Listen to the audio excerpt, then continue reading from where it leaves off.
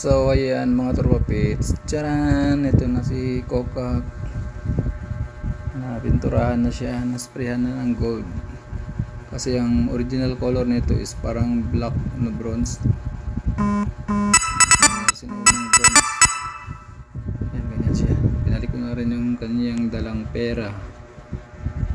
Ayan, diba pumugi na si Kokak ko. Talikod Kokak.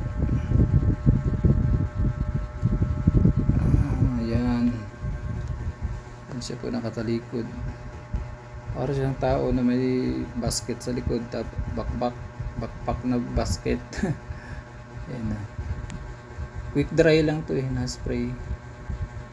Gold yung kulay.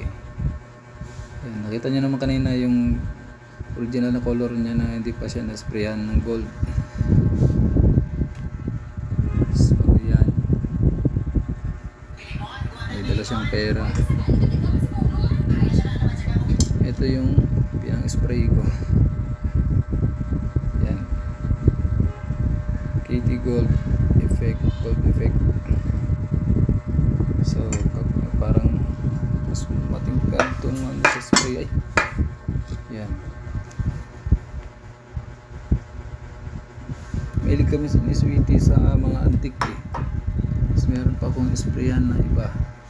Charan! Metal din yan na bronze. Habang si Sweetie ay busy sa charan! engage daw. Para magkasahod na daw. Meron pa dito mga duwapis na piniturahan din. Charan! Ito. Yan. Maliit siya na pusa na maliit. Tapos yan yung tiger. Tapos rabbit. Sino? Ito si rabbit. Tsaka ito si tiger. Tapos ayan kami ni Sweetie. Charan! Ayan. Bagong pintura din yan sila. Sprayan ko. Puro metal to eh. Sa Japan Surplus din namin binili. Antique. Yan. Meron pa dun. Kaso original na color yun. Hindi namin pinturan. Sweetie?